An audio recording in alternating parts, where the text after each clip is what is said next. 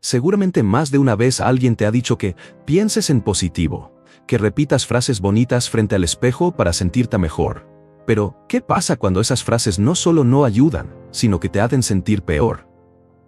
El diapasón, una guía precisa para reconfigurar tu mente con palabras, parte justo de esa incomodidad que muchos hemos vivido. Intentar convencernos con afirmaciones que suenan bien, pero que no resuenan con nuestra realidad. Lo poderoso de este libro es que no se queda en la teoría ni en el optimismo vacío, sino que muestra, con historias y ciencia, cómo las palabras pueden convertirse en un instrumento real para cambiar la manera en que nos hablamos a nosotros mismos. No se trata de fingir ni de engañarnos, sino de aprender a encontrar esas frases que de verdad se alinean con nuestros valores más profundos, y que poco a poco van afinando nuestra mente como si fuera un instrumento musical. Leyéndolo, uno empieza a pensar que quizás la clave no es repetir sin sentir, sino descubrir la nota que nos pertenece y tocarla con autenticidad. Y si en lugar de buscar la frase perfecta, empezamos por preguntarnos, ¿qué valor quiero elegir para resonar con él hoy?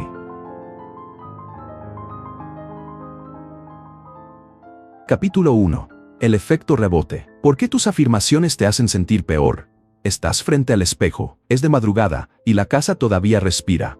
Te miras con los ojos pegados a la luz tenue y dices, con la voz que se mezcla entre un sueño y un desafío, soy rico, soy abundante. La frase se queda en el aire. Tu boca la pronuncia, pero por dentro suena como una broma pesada. Afuera, en la mesa de la cocina, hay facturas. En la foto del escritorio, una lista de pendientes que nunca para de crecer.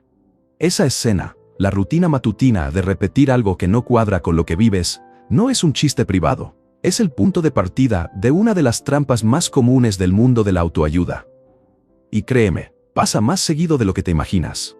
Hay investigación seria que muestra que para personas con baja autoestima, repetir afirmaciones positivas genéricas no solo no ayuda, sino que puede empeorar cómo se sienten consigo mismas. En otras palabras, ese soy rico que intentas forzar puede activar justo lo contrario, la sensación de ser un farsante. PubMed. ¿Por qué sucede esto? Porque el cerebro no es una grabadora que acepta cualquier cosa que le sueltes, es un instrumento que pide coherencia. Cuando nuestras palabras chocan contra una realidad interior que no las valida, se produce una grieta, disonancia. Esa disonancia te hace sentir incómodo, te empuja a cerrarte y a veces te lleva a decir, soy un mentiroso en el pecho, antes que soy abundante. La afirmación se convierte en una prueba que fallas, no en un puente hacia un nuevo yo. Eso explica por qué tanta gente ha intentado el ritual y terminó hundiéndose más en su duda. No es que las palabras sean malas, es que las usamos mal. Psychology Today. Y hay otra pata que hay que entender, la repetición. Nos han vendido la idea de repetir hasta que el cerebro crea la verdad. En algunos casos funciona, en otros la repetición hace que una frase falsa se sienta aún más falsa o despierta una resistencia psicológica que te empuja a rechazarla. La psicología tiene conceptos para esto. Si alguien siente que le están imponiendo una verdad, su reacción natural no es abrazarla, sino resistirla. Esa reacción, la llamada reactancia, es la que te hace sentir que la afirmación te agrede, en vez de protegerte. The Decision Lab. Además, hay otra paradoja sobre la repetición. Cuando una idea se repita mucho, tendemos a procesarla con más facilidad y eso puede aumentar su credibilidad en contextos donde la declaración encaja con lo que ya creemos. Pero si no encaja, la familiaridad no cura la brecha interior, solo la evidencia de que estás fingiendo. Investigaciones recientes sobre cómo la repetición afecta la percepción de la verdad muestran que escuchar algo una y otra vez hace que nos parezca más plausible. Sí, pero no siempre nos hace sentir mejor con ello. Todo depende de cuán alineada esté esa frase con lo que ya tenemos dentro. Traducido, repetir a lo tonto no es la respuesta mágica. Plus, vamos a volver a nuestro fundador de startup por un momento. Él no necesita una frase grandilocuente sobre riqueza.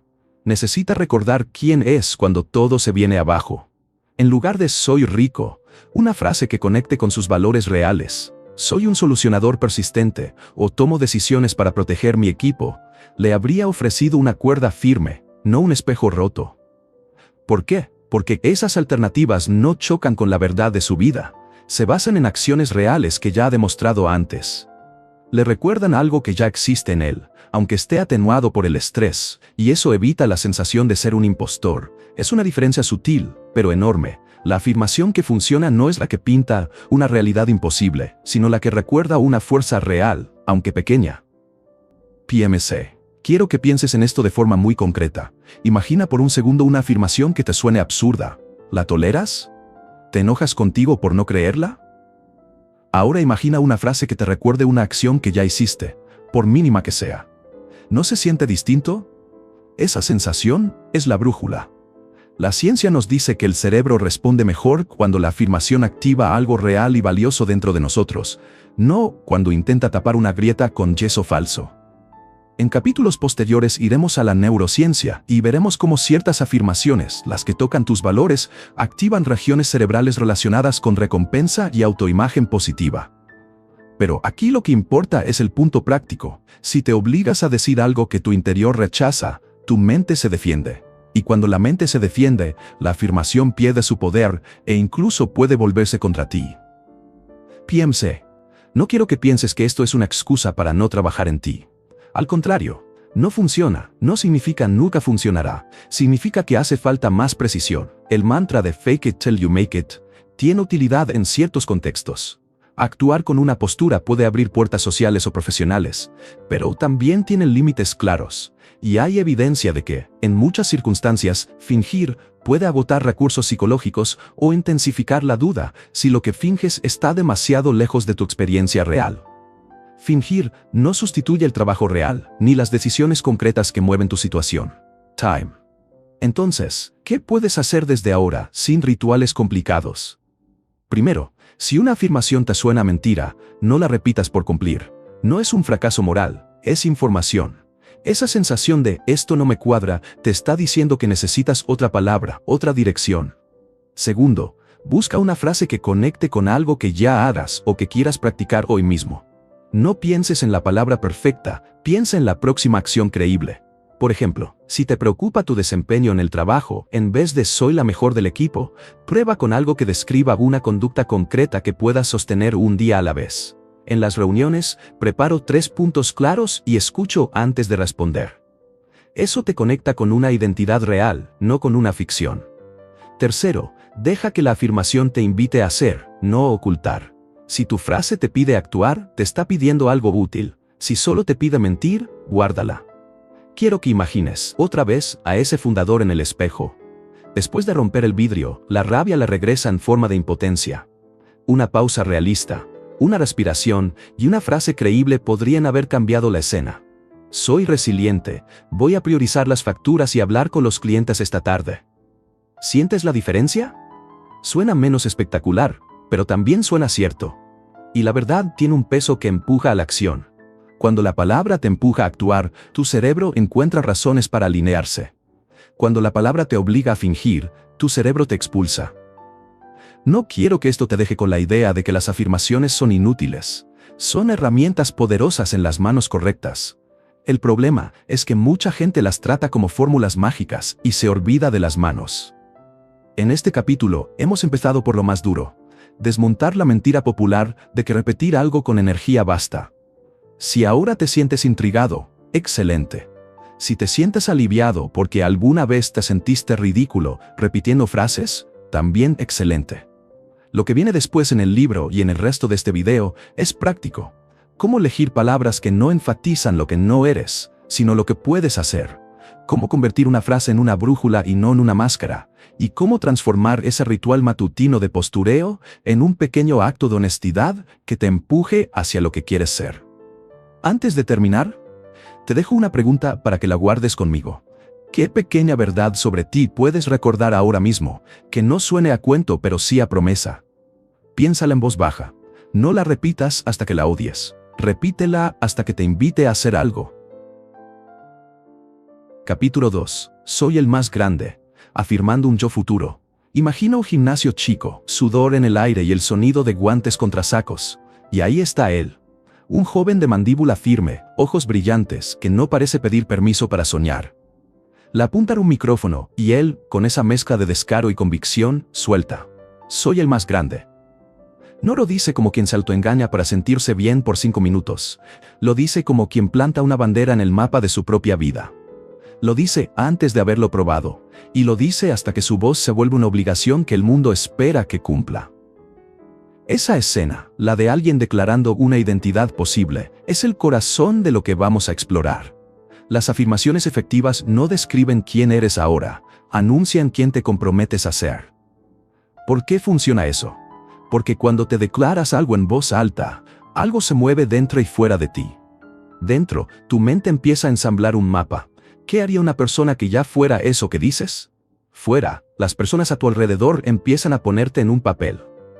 Ambas cosas, el mapa interno y la expectativa externa, empujan tu comportamiento en la dirección anunciada. Es como sembrar una semilla y regarla con miradas y acciones. No es magia, es un mecanismo sencillo. Tu atención busca lo que valida esa identidad, tus decisiones pequeñas se alinean con ella. Y con el tiempo, la identidad toma cuerpo porque la alimentas todos los días. Piensa en lo siguiente. Cuando alguien te dice soy puntual, no se convierte automáticamente en la persona más puntual del mundo. Pero si cada vez que entra a una reunión respeta ese compromiso personal, si se prepara y sale a tiempo, la frase deja de ser una etiqueta y pasa a ser una instrucción práctica. Con las afirmaciones futuras pasa lo mismo. Soy el más grande no era un autoengaño vacío en la vida de Muhammad Ali. Era la forma en que eligió verse a sí mismo mientras trabajaba, mientras se entrenaba, mientras soportaba burlas y dudas. Esa frase lo obligó a actuar como tal, y actuar como tal fue lo que los llevó a hacerlo. Hay otra cosa crucial. Declarar públicamente una identidad crea responsabilidad. Cuando Ali decía aquello frente a cámaras, no era un gesto de egocentría sin coste. Era una promesa que hacía ante testigos. Alguien que promete algo en público dispone su reputación y su orgullo para que la promesa tenga consecuencias reales. Si nadie supiera lo que afirmas, la afirmación se queda en un vacío sin fricción. Si lo dices frente a otros, hay un pequeño motor social que te empuja a cumplir.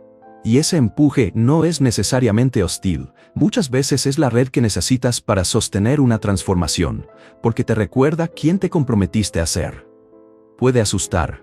Imaginarse a uno mismo como el más grande suena desproporcionado, incluso ridículo si la distancia entre tu presente y ese ideal es grande. Pero aquí está la clave. No se trata de pronunciar un título grande y esperar que el universo te lo deposite en la puerta. Se trata de tomar una frase que nombre una dirección valiosa y hacer que cada decisión pequeña la soporte. Ali no se conformó con palabras, hizo que la palabra fuera la base de su práctica diaria. La frase formó la intención y la intención mandó al cuerpo, al entrenamiento, a la disciplina. La afirmación fue la promesa fue el plan. Quiero que te imagines a ti mismo diciendo una frase así, pero con honestidad. No soy el mejor en todo, sino algo que contenga el núcleo de quien quieres llegar a ser. No para inflar tu ego, sino para enmarcar tu conducta. ¿Qué pasa cuando lo haces? Tu mente, que antes vagaba entre dudas, gana un foco. Y ese foco no es solo psicológico. Cambia qué detalles notas, con quién hablas, qué oportunidades buscas. Si te ves como alguien que aprende con constancia, empezarás a buscar situaciones para aprender. Si te ves como una persona que resuelve problemas, te encontrarás más dispuesto a intentar soluciones donde antes te quedabas paralizado. Pero ojo, la afirmación que funciona tiene un rasgo que muchas afirmaciones comerciales no tienen. No se queda en una generalidad bonita. Está íntimamente ligada a un valor concreto que quieres construir. En el caso de Ali, ese valor era ser el mejor en el ring, no ser, en general, mejor. Su afirmación empujaba a ejercicios, a horas de trabajo, a audacia, a soportar el desgaste. No era un piensa positivo sin líneas de acción, era una identidad que exigía práctica.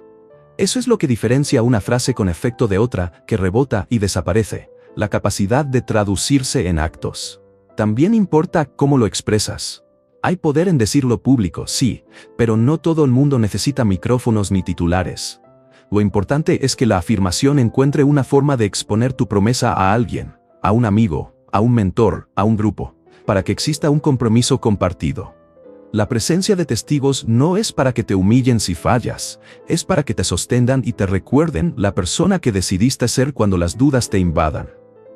Contarlo es una forma de convertir la intención en contrato, Y los contratos, incluso los personales, tienen efectos prácticos. Cambian cómo organizas tu tiempo y tus elecciones. Ahora quizá te preguntes, ¿y si afirmarse así me hace arrogante o me vuelve ciego a mis limitaciones? Esa es una preocupación justa. La diferencia entre arrogancia y afirmación efectiva es que la segunda siempre invita a la acción honesta. La afirmación que vale la pena te obliga a mirar tus fallas y a construir sobre ellas. No tapa lo que no funciona. Enmarca una dirección que incluye la realidad. Decir, soy el más grande sin trabajar es un delirio. Decir, me estoy convirtiendo en el mejor en mi campo y hoy daré un paso para hacerlo, es un motor.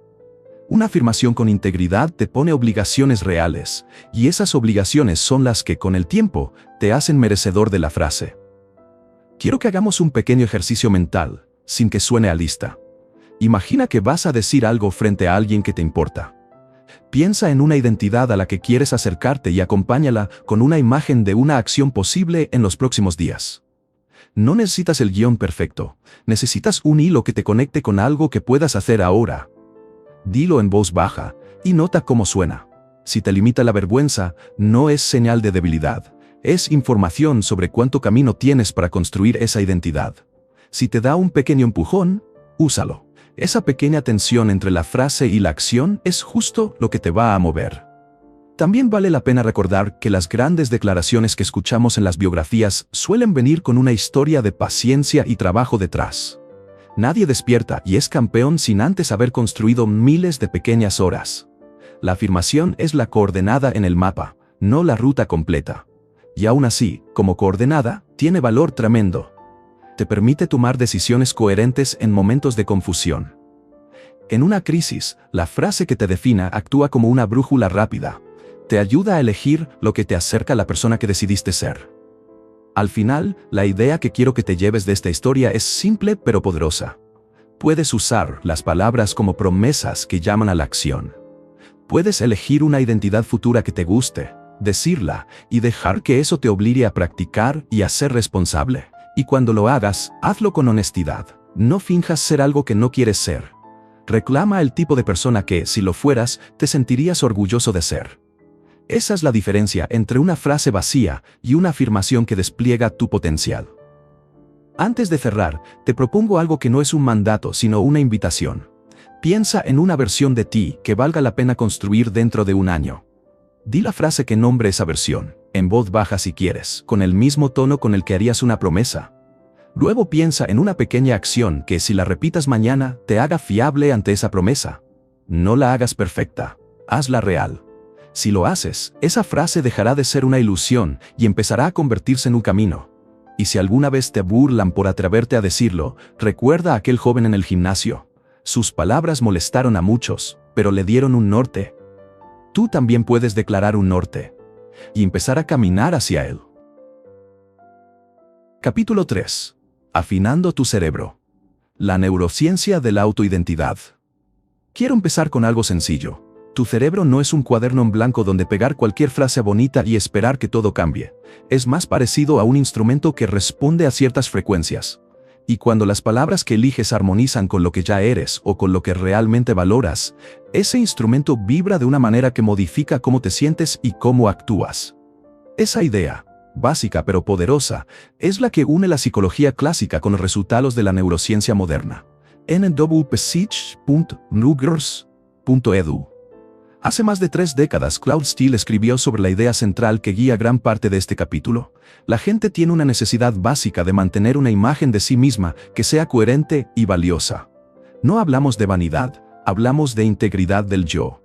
Cuando esa integridad se ve amenazada, las personas buscan maneras de restaurarla. Eso es lo que la teoría de la autoafirmación describe. Cuando afirmas un valor central, no estás fingiendo un estatus. Estás recordando una parte de ti que ayuda a sostener tu sensación de valía ante un golpe o una amenaza. Esa propuesta te explica por qué hay afirmaciones que ayudan y otras que sencillamente rebotan. nwpsych.rutgers.edu. Ahora la ciencia del cerebro le da forma biológica a esa intuición. Estudios de imágenes cerebrales muestran que cuando la gente hace ejercicios de autoafirmación centrados en valores personales, se activan áreas relacionadas con el procesamiento del yo y con la recompensa, entre ellas la corteza prefrontal ventromedial, la famosa VMPFC. Esa región no es un adorno, está vinculada con cómo valoramos nuestro propio comportamiento y con la sensación de recompensa que nos impulsa a repetir acciones útiles. En términos prácticos, ciertas palabras pueden encender un circuito cerebral que reduce la sensación de amenaza y nos deja pensar con más claridad. PMC. ¿Y qué significa eso para tu vida diaria? Significa que una afirmación que activa esta zona no es un acto de autoengaño, es un pequeño reinicio neurobiológico. Por ejemplo, cuando una persona reflexiona sobre algo que realmente le importa, su relación con la familia, su integridad profesional, su curiosidad por aprender, la MPFC muestra más actividad, y esa activación está asociada a una mayor tolerancia al estrés y menos defensividad. En experimentos controlados, quienes realizaron ejercicios de afirmación antes de enfrentar una amenaza mostraron menos reactividad a mensajes estresantes, y de hecho funcionaron mejor en tareas que requerían concentración. En otras palabras, las afirmaciones alineadas con valores pueden crear una especie de amortiguador contra el estrés. PMC. Esto es importante porque explica una paradoja que quizás ya conoces. A veces repetir "soy exitoso" no hace más que aumentar tu incomodidad. ¿Por qué? Porque la BMPFC se activa cuando la afirmación toca algo que tiene peso real en tu esquema de identidad. Si la frase es demasiado genérica, o si no se siente conectada con una experiencia o valor que tú sostengas, la región no responde igual. La consecuencia es que, en lugar de facilitarte enfrentar una situación, la afirmación te deja con la sensación de contradecirte, y tu cerebro responde como ante una falsedad, con resistencia. Ese es el porqué biológico de lo que en la calle se describe como "esas frases me hacen sentir peor". PMC. Quiero que lo escuches claro. No es que el mecanismo de afirmación sea una superstición, es que necesita una entrada correcta. La entrada correcta suele ser una afirmación que tenga dos características: que nombre un valor que realmente te importa y que te vincule a acciones plausibles. Cuando logras esa combinación, la BMPFC y otras áreas de recompensa, como el estriado ventral, se ponen en juego, creando una sensación que es a la vez reconfortante y motivadora. Esa sensación reduce la necesidad de defensa y facilita que tu atención se oriente hacia soluciones, no hacia justificaciones. Semel Institute. Ahora, vamos a bajar esto a lo concreto sin perder el rigor. Piensa en una situación en la que te sientes bajo presión. Un examen, una presentación, una conversación difícil. Si antes de esa situación dedicas un momento a recordar un valor personal, no una etiqueta, sino una escena breve que te conecte con ese valor, tu cerebro no está recibiendo un mandato vacío, está recibiendo un anclaje que tiene historia y emoción.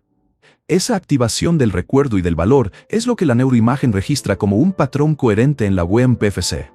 Y ese patrón tiene un efecto medible. Disminuye la actividad en regiones que codifican amenaza y defensividad, lo que te deja más disponible para pensar y resolver.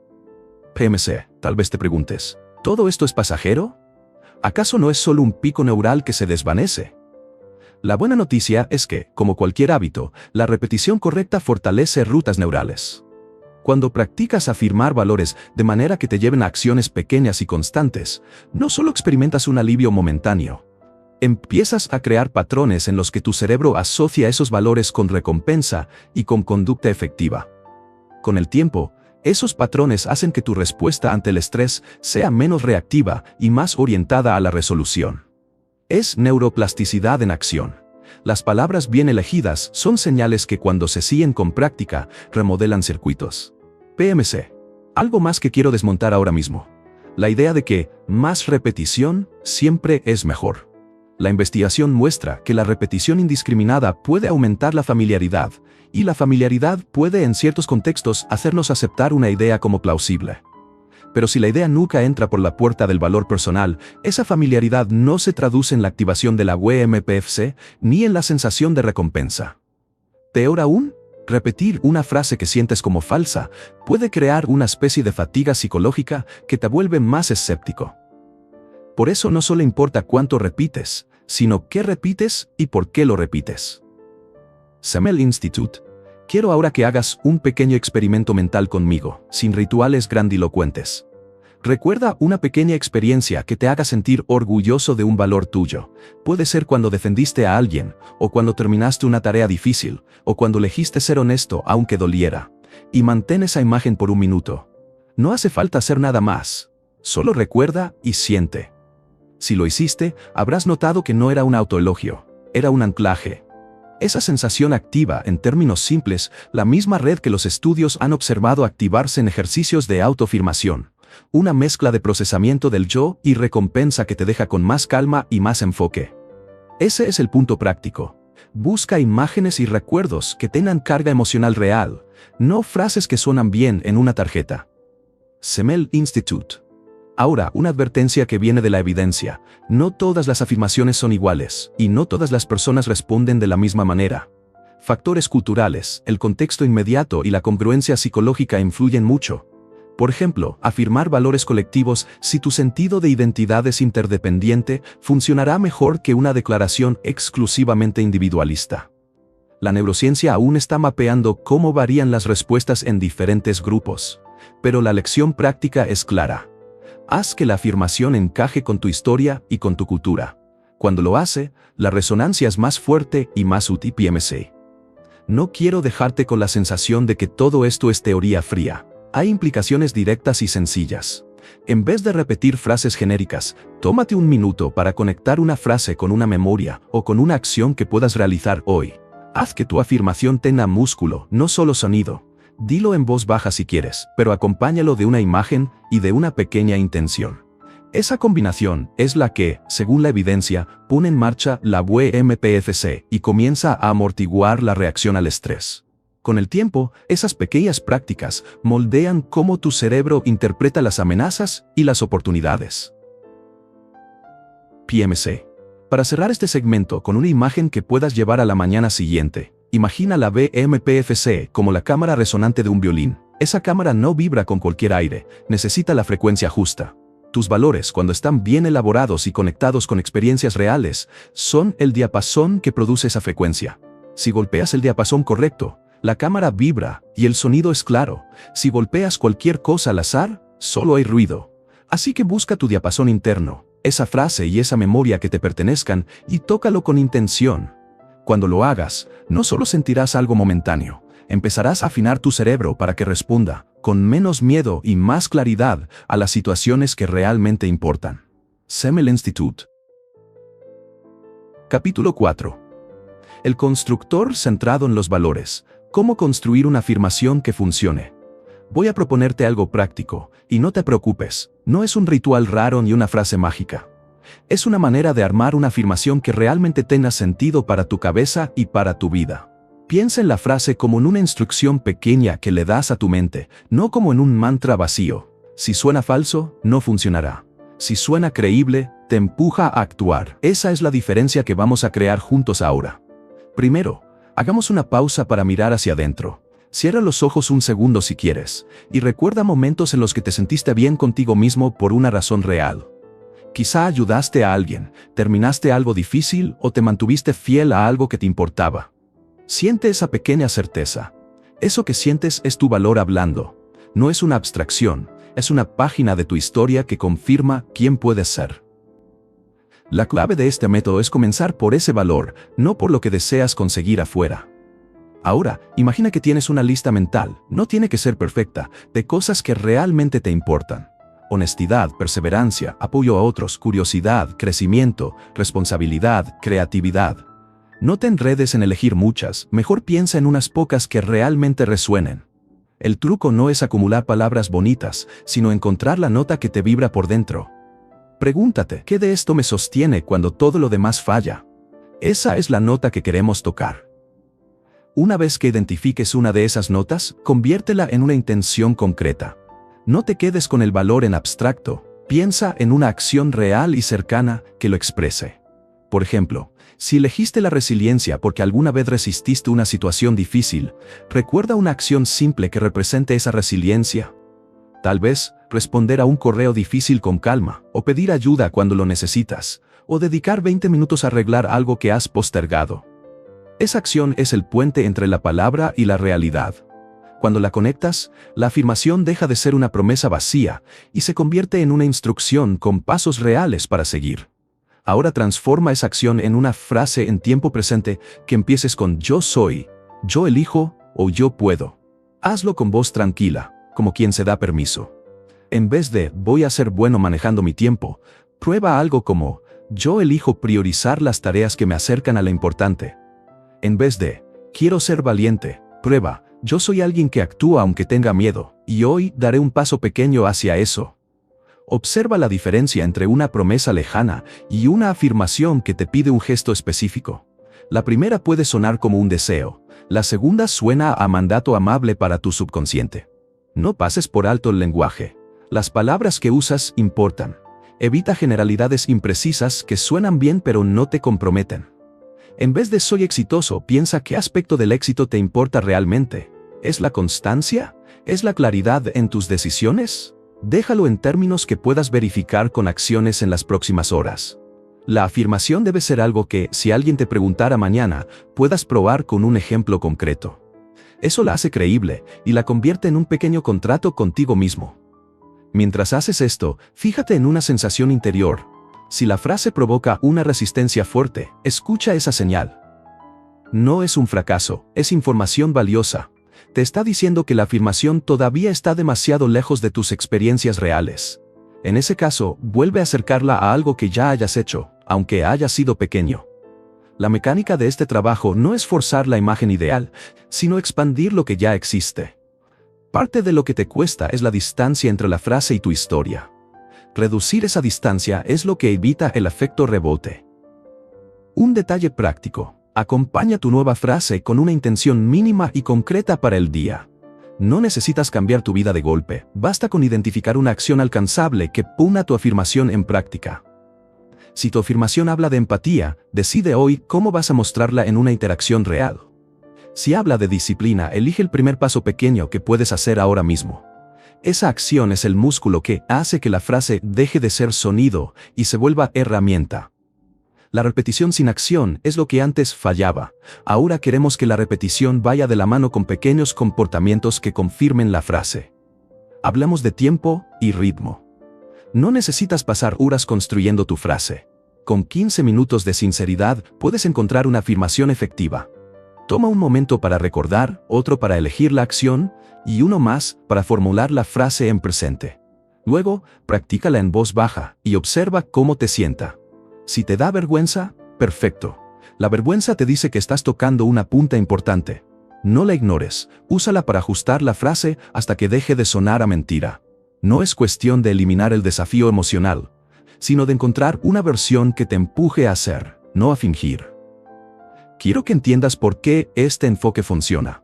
Cuando una afirmación está enraizada en un valor y un acto, activa en tu cerebro los circuitos que asocian recompensa con esa acción. No te voy a aburrir con términos técnicos aquí, pero piensa en ello como si tu mente reconociera la congruencia y dijera, esto tiene sentido, vamos a reforzarlo. Eso reduce la resistencia interna y facilita tomar decisiones coherentes. En otras palabras, tu afirmación deja de ser un pegota de palabras bonitas y pasa a ser una palanca para la conducta. Hay una trampa común que debes evitar: convertir la afirmación en una excusa para no hacer el trabajo. Si la frase te suena como una autojustificación, corrígela. La afirmación poderosa te empuja a aprender y a corregir, no a esconderte. Si notas que la frase te tranquiliza sin pedirte nada, afínala para que incluya un compromiso tangible y verificable. A veces, basta con añadir una intención temporal. Hoy, esta semana, en esta reunión. Esa pequeñez temporal convierte la afirmación en un microcontrato que puedes comprobar. También presta atención a con quién la compartes. No necesitas hacer un anuncio público, pero contarle a alguien de confianza puede fortalecer tu compromiso. Decir la frase en voz alta ante otra persona añade una ligera presión social que a menudo ayuda a mantener la coherencia. No lo hagas para buscar aprobación, hazlo para tener un testigo que te recuerde tu propia promesa cuando las dudas aparezcan. Una cosa final antes de que pruebes: no busques la perfección lingüística. Lo que cuenta es la verdad práctica que la frase contiene. Si suena torpe al principio, no te preocupes. Lo importante es que la afirmación te lleve a hacer algo que confirme esa frase. La perfección viene con la práctica. Empiezas con una nota, la tocas y la vas afinando con el tiempo. Recuerda el epígrafe: primero encuentra tu nota, luego practica cómo tocarla. Ese es el camino. Ahora te invito a hacerlo con calma. Recuerda un valor que te sostenga. Nómbralo, imagina una acción pequeña y creíble que lo exprese hoy, y convierte esa acción en una frase en presente que puedas decir en voz baja. Pruébala. Observa cómo te sientes. Si hay resistencia, vuelve a acercar la frase a algo que ya hayas hecho. Si te empuja, dale espacio para que te guíe en una pequeña acción ahora mismo. Si lo haces, habrás construido no una promesa vacía, sino una afirmación con estructura, con músculo y con una brújula para tu día. Cuando termines, toma nota mental de cómo la frase te hace moverte. Ese movimiento es el objetivo. No es que la frase solucione todo, es que la frase te pone en movimiento. Y en el movimiento las cosas lentamente cambian. Capítulo 5. El experimento de Stanford, cerrando la brecha de rendimiento con palabras. ¿Quieres que te cuente algo que suena casi demasiado simple para ser cierto, pero que tiene datos detrás? Un ejercicio breve, de apenas 15 minutos, logró cambiar resultados académicos en estudiantes que vivían bajo una presión constante de estereotipos. Eso no es una promesa vacía, es la base de un experimento bien documentado que nos ayuda a entender cómo las palabras, cuando se usan con intención, pueden proteger a la gente del peso de sentirse fuera de lugar. PMC. Primero, pon atención a lo que llamamos amenaza del estereotipo. Es una idea que Claude Steele y otros han estudiado por años. Cuando una persona forma parte de un grupo que la sociedad asocia con pobre rendimiento en cierto dominio, esa posibilidad de confirmar el estereotipo genera ansiedad. Esa ansiedad no es un capricho. Consume recursos mentales, reduce la memoria del trabajo y hace que rendir una prueba o participar en clase sea mucho más difícil. En el aula, eso se traduce en peores calificaciones, menos confianza y, a la larga, menos permanencia en la educación superior para quienes ya cargan con desventajas. NWK Psych. Ahora imagina una intervención sencilla. No es terapia larga ni mentoría intensa. Es un ejercicio escrito, íntimo, donde a los estudiantes se les pide identificar valores personales que realmente importan para ellos. Familia, humor, creatividad, religión, lo que sea que los conecte con su sentido de sí mismos, y dedicar unos minutos a escribir por qué ese valor les importa. No se les pide que se digan soy inteligentes, se les pide que recuerden y reconecten con lo que ya les da sentido fuera del salón de clases. Esa diferencia es crucial. Geoffrey L. Cohen. Lo que encontraron los investigadores es que ese pequeño acto de afirmación de valores actúa como un amortiguador psicológico. Al recordar algo valioso fuera del dominio amenazado, por ejemplo, pensar en la familia o en tener sentido del humor, los estudiantes reducen la sensación de amenaza dentro de la escuela. Con menos amenaza, su mente está menos ocupada defendiendo su identidad y más disponible para concentrarse y aprender. En estudios controlados, estudiantes que completaron estas breves tareas de escritura mejoraron sus calificaciones respecto a estudiantes que no lo hicieron. En algunos casos, la brecha de rendimiento entre estudiantes minoritarios y sus pares se redujo de manera notable. PubMed. Quiero que visualices una escena. Un estudiante de primera generación entra a un auditorio enorme. Se siente pequeña entre cientos de pares que parecen confiados. Antes del examen, su pecho late más fuerte, y sus pensamientos le repiten que no pertenece allí. En el experimento, ese estudiante se sienta y escribe durante un cuarto de hora sobre lo que valora, por ejemplo, lo que su familia significó para que estuviera ahí.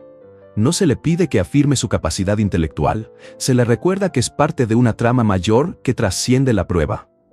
Luego regresa al examen con menos ruido mental. Los resultados mostraron que esas intervenciones no solo ayudaron ese día, sino que tuvieron efectos persistentes en el rendimiento en cursos posteriores y, en algunos estudios, en la retención educativa. Truncauran Stanford Bellauduk. Ahora, no quiero endulzarlo. La explicación no es que las palabras mágicas arreglan todo. El porqué es lo que convierte el hallazgo en una lección práctica. Cuando afirmas un valor que te pertenece, estás activando la parte de tu identidad que es más amplia que el dominio amenazado. Eso permite que la persona interprete la situación de evaluación con menos amenaza y más curiosidad. En términos psicológicos, el ejercicio reequilibra la narrativa interna. En términos prácticos, libera atención cognitiva que se usará para resolver problemas y recordar información en la prueba. Esa liberación es la diferencia entre A, bloquearse frente a una pregunta, y B, recordar la respuesta que sabes. Truncauran Stanford Bellauduk. Hay evidencia concreta y replicada que respalda esta interpretación, pero también hay matices. Varios estudios posteriores han replicado efectos positivos en diferentes contextos, como cursos introductorios de ciencias, mientras que otros intentos de replicación han tenido resultados más modestos o mixtos. Eso no echa por tierra la idea central, pero sí nos obliga a ser humildes sobre cuándo y cómo funciona mejor la intervención. El factor temporal es uno de los que importa. Aplicar la actividad en momentos clave, al inicio del curso o antes de exámenes importantes, parece maximizar su impacto. También importa la forma en que se presenta la actividad. Cuando los estudiantes perciben que se trata de un ejercicio auténtico, sus beneficios aumentan. PMC. Quiero que lo pienses como si fuera una palanca psicológica. No sustituye la enseñanza de calidad, ni arregla inequidades estructurales por sí sola, pero en el momento crítico puede hacer la diferencia entre que un estudiante siga adelante o se rinda en silencio. Eso es lo valioso. Es barato, escalable y no requiere recursos enormes para implementarlo en un aula. Es un empujón puntual con efectos potenciales acumulativos. Y, honestamente, cuando vemos que intervenciones tan pequeñas pueden alterar trayectorias, tenemos que prestarles atención. Ahora, ¿qué tiene esto que ver contigo, si no eres profesor o estudiante? Mucho. La lección práctica que podemos tomar de este experimento es que tu sentido de pertenencia y las identidades que afirmas importan cuando enfrentas una situación estresante. Si vas a dar una presentación importante, si tienes una entrevista, si estás por competir en algo, tomarte unos minutos para reconectar con un valor real, algo que te recuerde quién eres fuera de ese evento, puede reducir la ansiedad y mejorar tu desempeño. No es autoayuda naif, es una técnica basada en psicología social que funciona porque reordena tu atención y reduce la carga de amenaza. Troncauram Stanford Bejauduk. Quiero que lo intentes ahora mismo en tu cabeza. Piensa en una situación próxima que te genere presión. Mantén esa escena un segundo y, después, trae a tu mente una persona, un recuerdo o un valor que te ancle fuera de esa situación. Puede ser el apoyo de alguien que te quiere, un pasaje de tu vida que te recuerda perseverancia o un principio que defiendas. Dedica un minuto a escribir mentalmente por qué eso importa. No es un truco, es una señal para tu cerebro de que tu valor personal no depende de que esa única prueba salga perfecta. Esa señal reduce la amenaza y te deja más disponible para actuar. Geoffrey L. Cohen. Aquí también hay una advertencia honesta. No todas las versiones de este ejercicio funcionan igual. Si presentas la actividad como un intento obvio de mejorar rendimiento, la gente puede sentirse manipulada y los efectos desaparecen. El poder está en la sutileza y en la autenticidad. La intervención funciona cuando ayuda a la persona a reconectar con una narrativa personal que ya tiene peso. Por eso los diseñadores del estudio evitaron pedir directamente afirmaciones sobre la materia escolar.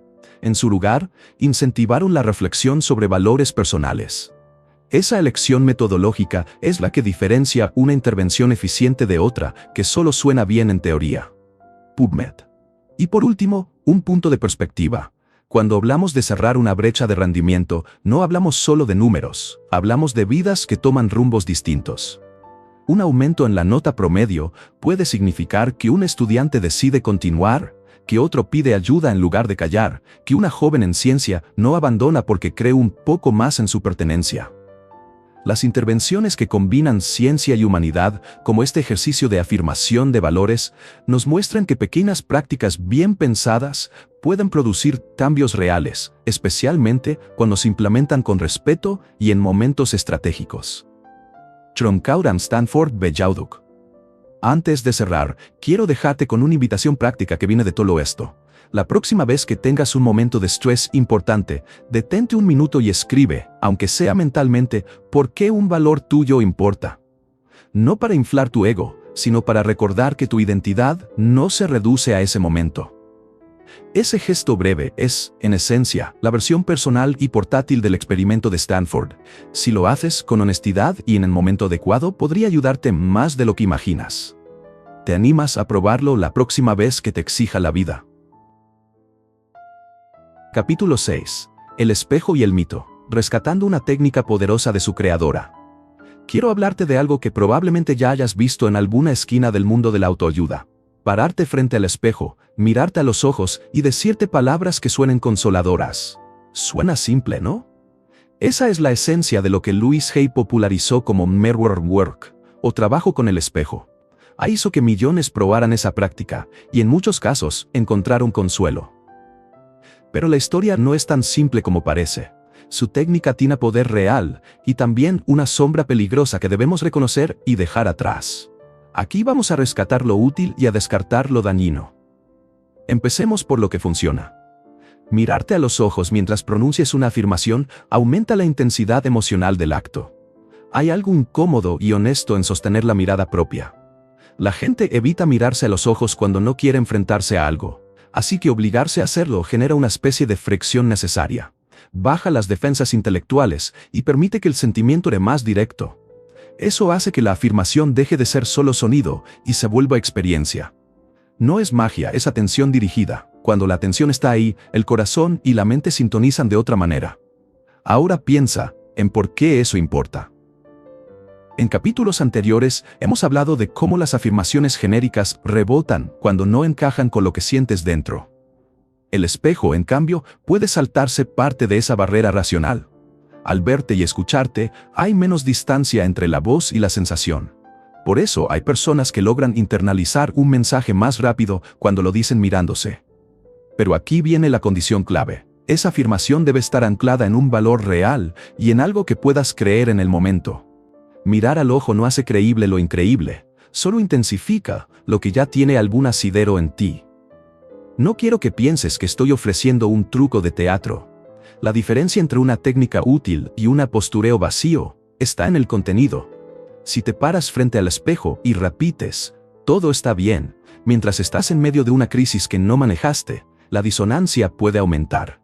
Si en cambio te miras y dices algo que conecta con un valor que verdaderamente sostienes, por ejemplo, recordar que eres alguien que intenta aprender de los errores, el espejo amplifica esa resonancia y te da acceso a una emoción del que te pone en movimiento. Ese matiz es fundamental. La técnica no es un sustituto de la verdad, es un amplificador de lo que ya tiene verdad dentro de ti. Ahora la parte complicada de la historia. Louise Hay no solo enseñó mirror work, también promovió la idea de que las afirmaciones podían curar enfermedades graves. Esa afirmación no solo es errónea, puede ser peligrosa. Decirle a alguien que deje tratamientos médicos porque solo tiene que cambiar su pensamiento es irresponsable y dañino. Tenemos que separar la herramienta de las promesas grandiosas. El espejo puede ayudarte a internalizar compasión, permitirte llorar o sostener una intención que te lleve a pedir ayuda. Pero no es un sustituto de la medicina, la terapia, ni de las intervenciones que salvan vidas. Rescatar la técnica implica dejar atrás cualquier reclamo de curación mágica y reconocer los límites éticos de lo que proponemos. Quiero proponerte una versión responsable del mirror work, algo que llamo aquí la prueba de estrés del espejo, porque sirve tanto para evaluar la técnica como para practicarla con seguridad. Primero, crea una afirmación que nazca de tu valor, no de un deseo mágico. Piensa en algo que realmente te importe y en cómo podrías expresarlo hoy con una acción creíble. Luego párate frente al espejo, busca tus ojos y dilo en voz baja, con calma, 3 veces. Observa lo que surge: culpa, resistencia, alivio, escepticismo. Esa reacción es información. Si la afirmación suena como mentira, ajusta la frase hasta que suene plausible. No se trata de suavizar la realidad, sino de encontrar una frase que te invite a hacer algo concreto. Por ejemplo, imagina que quieres ser un padre más paciente. Decir, soy un padre perfecto ante el espejo puede activar culpa y rechazo. En cambio, decir, estoy comprometido a aprender a ser más paciente. Hoy voy a practicar una pausa antes de reaccionar. Te conecta con una acción verificable. La mirada propia amplifica la emoción, y la acción propuesta te da un camino de salida de la culpa. Si al mirarte notas que te sientas juzgado, es buena señal para suavizar la afirmación y enfocarla en práctica, no en etiqueta. Esa sutileza convierte el espejo en un entrenador, no en un juez. También es útil que hagas esto con una intención de autocompasión. La mayoría de nosotros respondemos mal al propio reproche. Si te miras con dureza, el espejo se convierte en un aliado del verdugo interno. Pero si te miras con curiosidad y dices una frase que te permita mejorar, el efecto cambia. Por eso recomiendo empezar las sesiones breves, como una prueba de laboratorio. Unos minutos, una frase honesta y luego una nota sobre lo que sentiste. Si la práctica te lleva a sentir vergüenza paralizante o te invita a negar tratamientos necesarios, deténla y consulta a alguien de confianza o a un profesional. El espejo no es un terapeuta, es una herramienta que puede acompañar procesos terapéuticos, no reemplazarlos. Otra pieza importante: el contexto cultural. Muchas prácticas de autoafirmación llegan envueltas en promesas universales, pero la manera en que nos miramos y nos hablamos está impregnada de historia, género, clase y cultura. Para algunas personas, mirarse a los ojos puede activar una reacción de rechazo profundo, porque la mirada propia está asociada a experiencias dolorosas. Eso no invalida la técnica, nos exige adaptarla con sensibilidad. Si al probar Mirror Work te sientes incómodo de una forma que no puedas manejar, hay otras maneras de incrementar la resonancia emocional. Escribir en un cuaderno, hablar con alguien de confianza o imaginar la escena con detalle. La clave es la honestidad y la seguridad. También quiero que recojas una lección ética. Cuando difundes una práctica, hácelo con límites claros. Si alguna vez compartes Mirror Work con alguien, di explícitamente que no es curación médica y que no sustituye ayuda profesional. Explica que la práctica puede intensificar emociones y que es importante tener apoyo si aparece algo abrumador. Ese tipo de transparencia no le quita valor a la técnica, la hace más responsable y más útil para quienes la intentan. Rescatar el método de Louise Hay implica además reconocer su legado ambivalente. Ella abrió caminos y dio recursos a quienes buscaban consuelo. Pero también dejó una estela de afirmaciones simplistas mal aplicadas. Nosotros podemos tomar lo bueno, la manera en que el espejo aumenta la resonancia emocional, la posibilidad de internalizar un valor, y sacudirnos lo malo, las promesas de curas instantáneas. Rescatar es elegir conscientemente qué practicar y por qué, no repetir dogmas. Antes de que lo pruebes, quiero darte una guía práctica en forma de gesto. Busca un espejo en el que te veas entero, inclinado si es necesario para que no te distraiga el fondo. Respira 3 veces. Mira tus ojos y di la afirmación con voz baja, lenta, 3 veces. Observa qué aparece. Si surge resistencia, pregunta con curiosidad, ¿por qué me suena falso? Ajusta la frase hacia algo que puedas comprobar con una acción en las próximas horas. Si el espejo te regresa culpa o desesperanza, busca soporte. Si te da calma y te empuja a hacer algo pequeño, eso es una señal para seguir. Finalmente, te dejo con una idea de cierre. El espejo es un amplificador de verdad, no un creador de milagros. Úsalo para ver lo que ya tienes dentro y para darle forma con acciones pequeñas. Rechaza cualquier promesa de curas absolutas. Mantén la compasión y el cuidado, y recuerda que la práctica responsable del Mirror Work es una herramienta humana, imperfecta, y, cuando se usa con juicio, sorprendentemente poderosa. ¿Te animas a mirarte y a preguntar con honestidad qué frase te invita hoy a actuar? Capítulo 7. Más allá del vibra positivo. El caso contra la positividad tóxica. Seguro que alguna vez te han dicho con la mejor intención del mundo que dejes de quejarte y que pienses positivo. Suena como apoyo, pero muchas veces no lo es. La positividad tóxica es eso, la insistencia en negar o minimizar el dolor ajeno, con frases bonitas que en la práctica invalidan lo que la otra persona está sintiendo. Y no es un asunto menor. Negar el dolor impide que lo proceses y te quedas con la emoción atascada, como una herida que nunca sale a limpiar. Cuando alguien te dice sé feliz después de una ruptura, lo que en realidad está diciendo es no me incomodes con tu tristeza. Eso hiere. No porque quienes lo dicen sean malintencionados, sino porque muchas culturas confunden estar bien con no mostrar malestar. El resultado es que la persona que sufre se siente culpable por sentirse mal, y la culpa añade una capa más de dolor. Esa es la mecánica de la positividad tóxica. Transforma la emoción legítima en motivo de vergüenza. Aquí viene la confusión peligrosa. Muchas personas piensan que las afirmaciones son sinónimo de esa positividad superficial. Pero las afirmaciones bien hechas no exigen que ignores el dolor. Te recuerdan quién eres cuando lo atraviesas. Decir soy resiliente no es un mandato para borrar tu tristeza, es un recordatorio de que tienes recursos internos para atravesarla. La diferencia es enorme. Una frase vacía te manda a fingir. Una frase basada en valores te ancla y te da fuerza para sentir y actuar. Quiero que te imagines una escena. Una mujer en su auto, con la garganta apretada, después de ver a su ex con otra persona. Las lágrimas le queman, el corazón le golpea el pecho y todo lo que quiere es desaparecer por un rato. Llega una amiga, con la mejor intención, y le dice: ya basta de drama, tienes que afirmarte, di que eres feliz y que tienes una vida mejor. La recomendación suena a cura rápida, pero cuando la mujer intenta hacerlo, suena falso hasta en su propia boca. La rabia y la pena se mezclan con culpa por no ser positiva, y la herida se profundiza.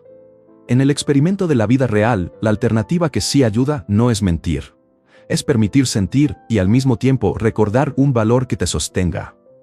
En esa misma escena, si la mujer se dijera a sí misma algo como: esto duele muchísimo y tengo la fuerza para cuidarme en este proceso, la frase no la obliga a ser feliz.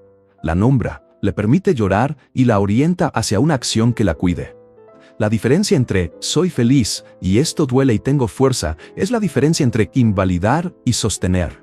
La segunda frase honra la emoción y al mismo tiempo le recuerda a la persona que no está derrotada. ¿Por qué funciona así? Porque las emociones no desaparecen con un mandato verbal, necesitan ser reconocidas, nombradas y procesadas. Cuando niegas una emoción, tu cuerpo la guarda. Esa energía retenida puede aparecer como ansiedad, como irritabilidad o como una sensación vaga de malestar que no cede. En cambio, cuando reconoces lo que te pasa y al mismo tiempo te recuerdas una capacidad o un valor, creas un espacio donde la emoción puede moverse. Es como abrir una ventana en un cuarto lleno de humo. La situación sigue siendo mala, pero ahora hay aire para respirar. Quiero que pienses en la afirmación como una herramienta de doble filo. Puede servir para evadir o para sostener. Si la usas para evadir, para cancelar una emoción incómoda, te estás engañando y la afirmación te hará daño a la larga. Si la usas para sostener, es un puente que conecta la emoción con la acción. Por eso te invito a transformar mentalmente cualquier frase que parezca una orden de felicidad en una frase que incluya la realidad y la capacidad. En vez de soy feliz, prueba a decir en silencio: esto es difícil y tengo recursos para atravesarlo. No lo digo como fórmula mágica, lo digo como herramienta práctica que te permita sentir y además moverte. Ahora, no se trata solo de palabras hermosas. Es también un asunto de timing y de contexto. Las afirmaciones funcionan mejor cuando aparecen como recordatorios en momentos de máxima vulnerabilidad, no como un mandato que te lanza a alguien que no entiende tu dolor. Piénsalo así. Cuando estás herido, no necesitas un entrenador que te grite: levántate y sé feliz. Necesitas a alguien que te diga: te veo y te acompaño, y aquí tienes una guía para seguir. Una buena afirmación es esa guía. Reconoce el golpe, nombra la emoción y te propone una pequeña dirección que puedas intentar ahora mismo. ¿Y cómo hacerlo sin sonar falso? La clave está en la honestidad y en lo concreto. Cuando una afirmación se vuelve demasiado general o grandiosa, suena a mentira, porque choca con la experiencia presente. Si estás triste, decir estoy radiante no te conecta con nada real. Pero decir me permito sentir pena ahora y voy a cuidar mi cuerpo con una caminata breve, conecta emoción con acción. Esa combinación es lo que evita el efecto rebote. La frase no te exige rendimiento, te sugiere una práctica compasiva. Quiero integrar con esto una advertencia necesaria. Las afirmaciones no son sustituto de ayuda profesional. Si tu dolor es profundo o persistente, si hay riesgo para tu salud mental, buscar apoyo es esencial. Las palabras pueden acompañar trabajos más serios, pero no los reemplazan. Ser responsable con la práctica de afirmaciones también significa saber cuándo pedir ayuda. Reconocer esa necesidad es una de las afirmaciones más valientes que puedes hacer. Hay una idea sorprendente que te quiero regalar. Las afirmaciones suelen funcionar mejor cuando te sientes peor. Suena contradictorio, pero tiene sentido. En momentos de crisis, tu mente está en alerta y presta atención a las señales que confirman o niegan tu identidad. Si eliges una frase que te recuerde un valor real en medio del malestar, esa frase actúa como un ancla más potente que en un momento neutral. Es como encender una luz cuando hay oscuridad. Su efecto es mayor.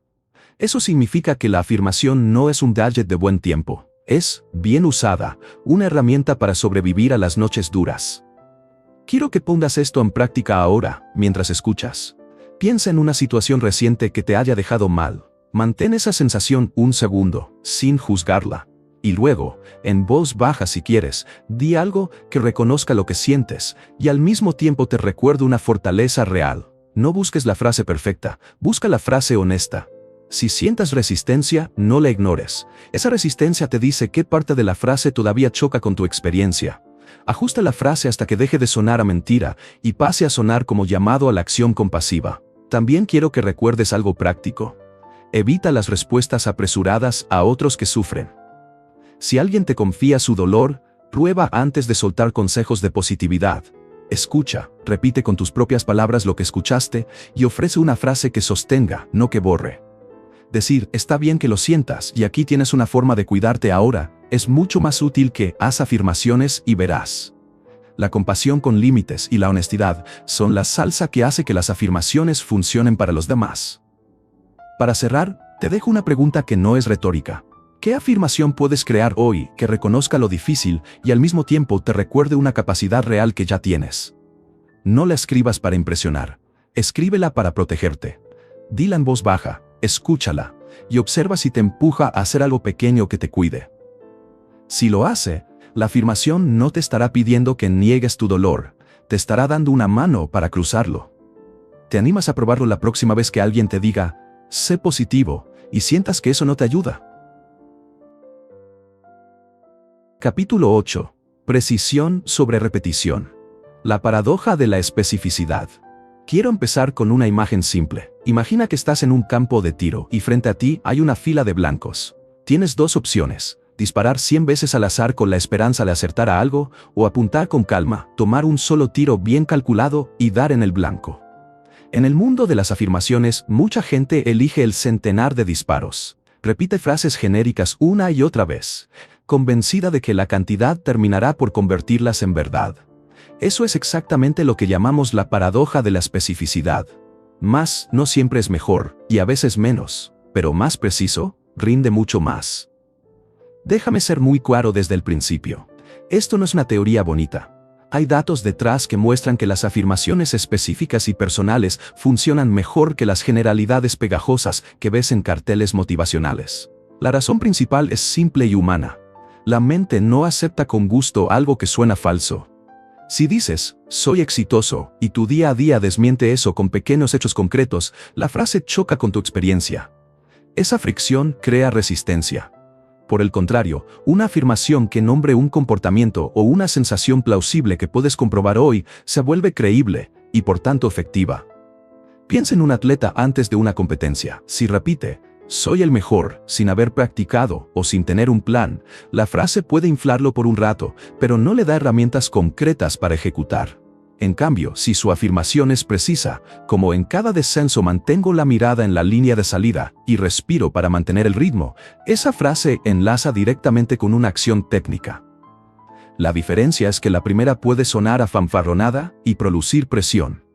La segunda es una instrucción que el cuerpo puede ejecutar. Por eso, cuando hablamos de especificidad, no hablamos solo de palabras bonitas, hablamos de conectar la frase con la práctica. ¿Por qué la mente responde mejor a eso? Porque la creencia tiene calidad, no volumen. Tu cerebro valora la coherencia entre lo que dices y lo que puedes comprobar.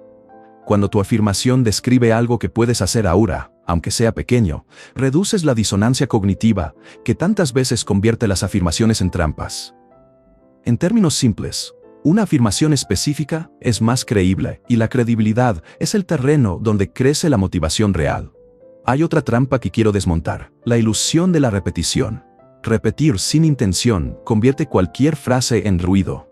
Si te limitas a repetir, voy a cambiar 1000 veces mientras sigues actuando igual, estás alimentando la parte de tu cerebro que detecta incoherencias. Con el tiempo, esa parte no solo ignora la frase, sino que la rechaza. Es la famosa historia del niño que grita lobo hasta que nadie le cree. La repetición, sin una conexión real a acciones verificables, puede producir justamente el efecto contrario, que te vuelvas más escéptico de tus propias palabras. Ahora, no quiero que veas esto como una excusa para no practicar. Al contrario, la práctica es esencial, pero la práctica debe ser intencional. Una afirmación precisa practicada una y otra vez, con pequeñas acciones vinculadas, crea un camino neural que refuerza la creencia. El truco es que cada repetición debe tener evidencia detrás. Si cada vez que dices la frase haces al menos una cosa que la confirme, la frase gana músculo. Eso transforma la cadena de palabras en un hábito con impacto real. Volvamos a los ejemplos para que esto no quede abstracto. Piensa en un ejecutivo que tiene que hablar frente a la junta. Si su estrategia es repetir en su cabeza, soy un gran orador, puede experimentar ansiedad porque esa declaración no le indica qué hacer en ese momento. En cambio, si su microafirmación es algo como, en esta presentación me enfoco en 3 puntos claros y miro a mi interlocutor para escuchar su reacción, esa frase es corta, precisa y vinculada a comportamiento. Se convierte en un recordatorio práctico que puede usar justo antes de entrar. Esa microafirmación, repetida en el pasillo antes de la reunión, tiene más poder que 30 minutos de mantras vacíos. Fíjate en el patrón: especificidad, acción, comprobación. Esa secuencia evita la trampa del efecto rebote, porque no fuerza a tu mente a creer algo que no se sostiene. En paralelo, te enseña a traducir deseos en comportamientos. La investigación que ha estudiado este fenómeno, en contextos recientes, señala que cuando las afirmaciones tienen un anclaje conductual, su efectividad sube de forma consistente. Es decir, no es que cambiar las palabras por sí solas sea milagroso, es que poner las palabras al servicio de la acción sí lo es. Quiero que consideres también el aspecto emocional. Las afirmaciones específicas tienen más carga emocional porque suelen tocar experiencias concretas. Una frase vaga puede sonar bonita, pero no despierta imágenes ni sensaciones. En cambio, una frase que menciona una escena, una acción o un detalle concreto activa la imaginación y el cuerpo, y cuando el cuerpo se involucra, la mente lo toma más en serio. Por eso, a veces, una sola frase muy concreta, repetida y practicada, tiene más efecto que horas de afirmaciones genéricas. Ahora, un punto práctico que muchos ignoran. La simplicidad ayuda. No porque lo complicado sea mejor, sino porque la simplicidad facilita la puesta en marcha. Una afirmación demasiado larga pierde impacto y memoria. Pero eso no significa regresar a vaguedades. Significa condensar la especificidad en una frase corta y accionable. Por ejemplo, en vez de una declaración extensa sobre mi identidad profesional, recorta la idea a una consigna que puedas ejecutar en el próximo paso. Esa es la artesanía del practicante avanzado. Decir poco, pero decir con precisión. Sé que algunos de ustedes pueden sentir resistencia al principio, pensando que lo específico limita la ambición. Al contrario, la especificidad te da una ruta. Si hoy defines una acción pequeña y precisa, mañana puedes ampliar esa acción. La granularidad no es limitación, es escalera. Además, cuando una afirmación se cumple en pasos pequeños, la confianza crece de manera auténtica. No se trata de fingir un gran cambio, sino de construirlo con evidencia. Esa construcción es mucho menos vulnerable al efecto rebote. Permítame plantear un ejercicio mental breve, sin transformar esto en una lista. Recuerda un objetivo que tengas y piensa en el primer gesto concreto que te acerca a él. Siente lo que significaría hacer ese gesto ahora mismo. Si lo puedes describir en una frase corta y en tiempo presente, esa frase es tu microafirmación precisa. Dila en voz baja y observa si te genera una intención clara.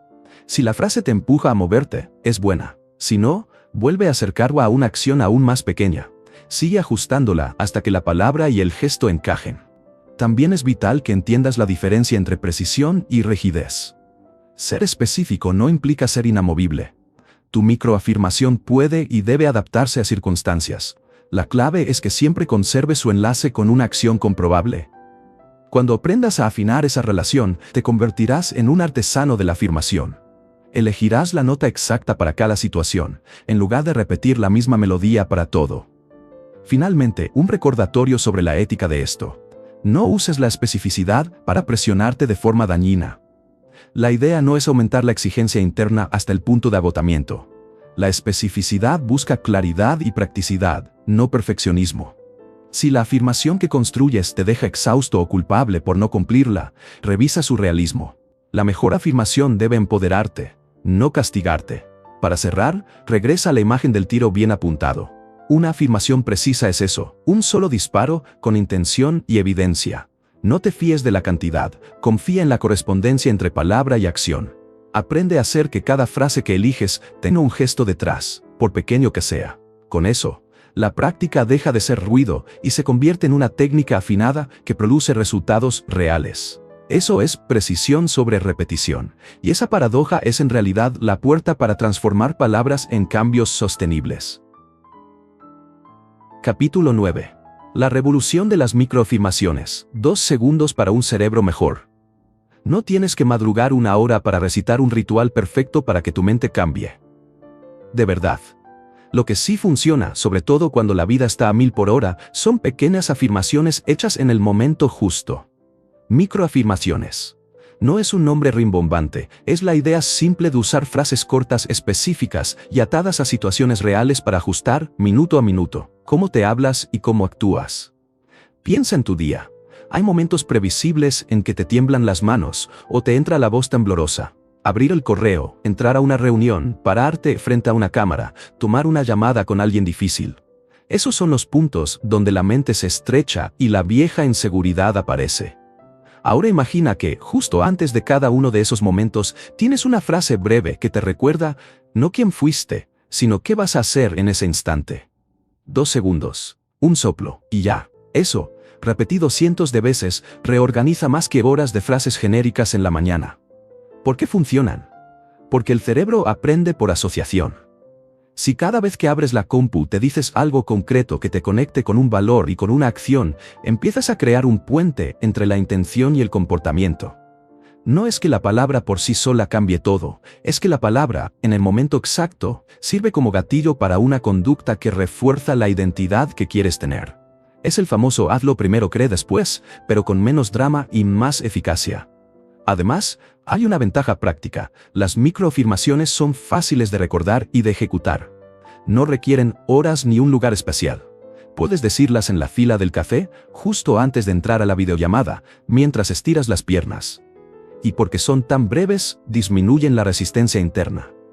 Tu mente no tiene tiempo para decirte esto no sirve, antes de que ya hayas hecho algo pequeño y concreto. Esa inercia mínima es poderosa. Una acción diminuta rompe el ciclo de la duda y te da evidencia para creer. Quiero que lo visualices con 2 escenas. Una atleta que respira antes de un salto y se repite una frase que describe una técnica. Un ejecutivo que, 5 minutos antes de una presentación, murmura una consigna que le recuerda enfocarse en escuchar. En ambos casos, la afirmación no es un eslogan grandilocuente, es una instrucción precisa que prepara el cuerpo y la mente para lo que viene. Esa precisión transforma la frase en una herramienta, no en un deseo. Al repetirlo justo antes de la acción, se fortalece una ruta neural pequeña pero concreta. Palabra, acción, recompensa.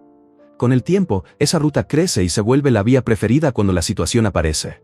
Ahora, no confundas microafirmación con simple repetición mecánica. Repetir una frase sin conexión al momento crea ruido. Lo que hace que la microafirmación sea superior es su contexto. La palabra aparece junto al estímulo real, en el mismo espacio donde se necesita.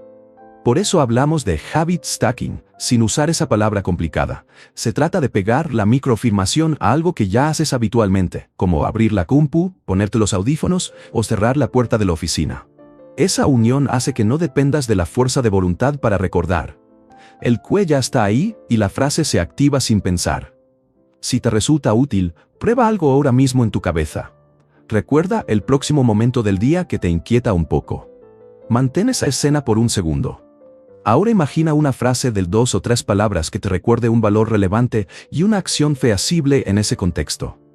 No busques la oración perfecta, busca claridad.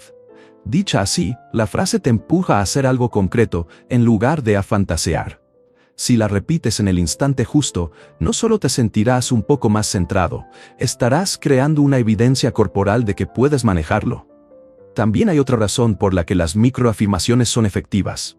Trabajan con la neuroplasticidad en pequeñas dosis. Mucha gente piensa que para cambiar el cerebro hay que hacer sesiones largas y dramáticas.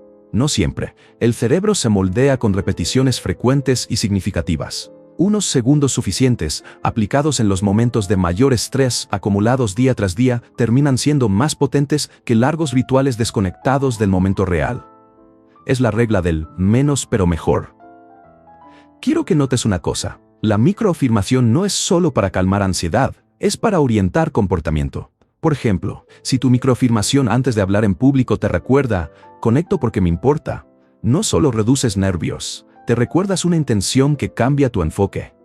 El cambio no es mágico, es práctico. Cuando estás enfocado en conectar, tu lenguaje corporal cambia, tus preguntas mejoran y la audiencia lo siente.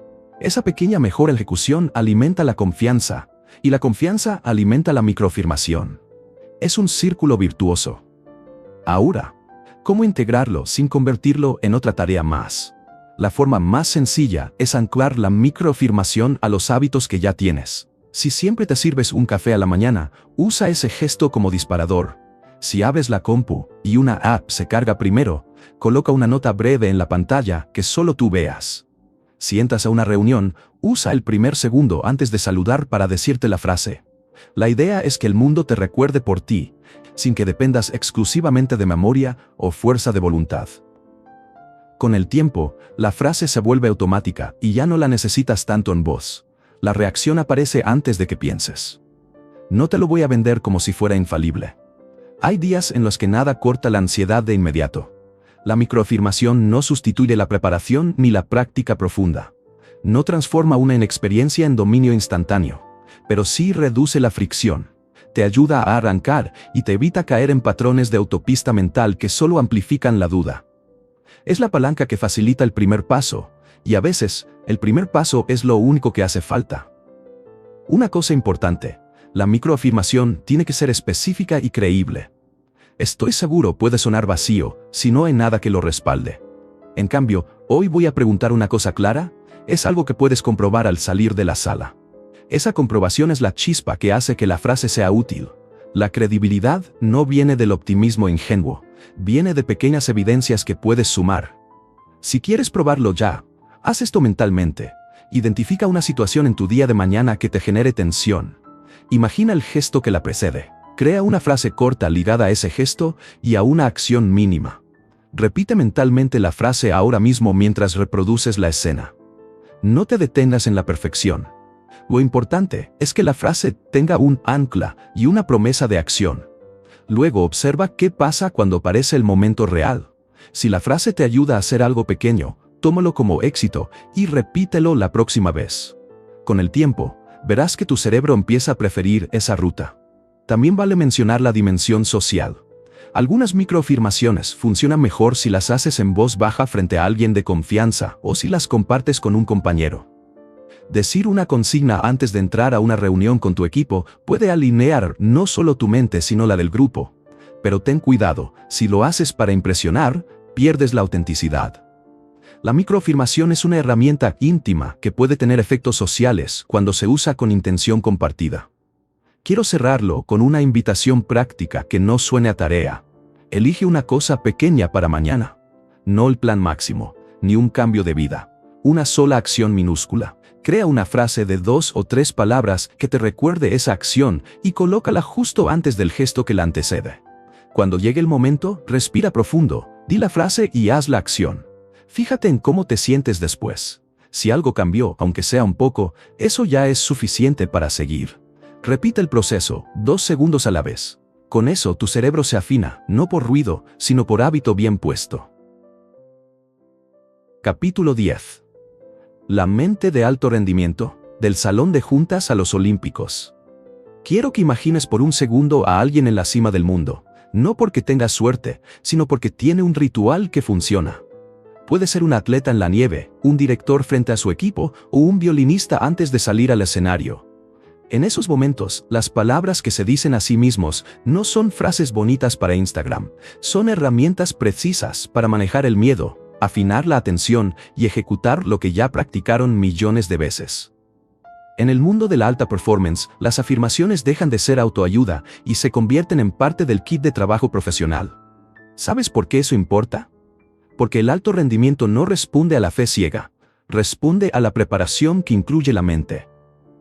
Cuando una persona de élite usa una afirmación, casi siempre la acompaña de una imagen mental, sensaciones corporales y una rutina concreta. No repite "voy a ganar" y espera un milagro. Se dice algo como "mi técnica es precisa", mientras visualiza la secuencia exacta del movimiento y siente cómo el cuerpo se mueve. Esa conjunción entre palabra, imagen y sensación prepara al cerebro para actuar con menos ruido y más claridad. Piensa en una esquiadora que viene de una caída fuerte y duda. Lo que su psicóloga deportiva le propone no es fantasía, es un proceso. Recordarle una frase que nombre su técnica y la acción que la respalda. Ella cierra los ojos en la cima, respira y repite una frase que no dice soy invencible, sino soy una Carver precisa y potente. Y al mismo tiempo imagina la línea perfecta, el balance del cuerpo, el sonido de los esquís cortando la nieve. Esa triple experiencia, palabra, imagen, cuerpo, hace algo importante. Reduce la amenaza interna y aumenta la disponibilidad para ejecutar la técnica que ya conoce. Y eso es lo que la lleva muchas veces a una ejecución limpia. En la empresa ocurre algo similar. Cuando un directivo entra a presentar frente a un consejo, no se salva solo con confianza narrativa. Los mejores profesionales tienen afirmaciones enfocadas en procesos. Tomo decisiones claras y transparentes, por ejemplo, en lugar de ganaré aprobación. Esa orientación hacia el proceso cambia la atención. En vez de preocuparse por el resultado, se centra en lo que puede controlar en ese momento.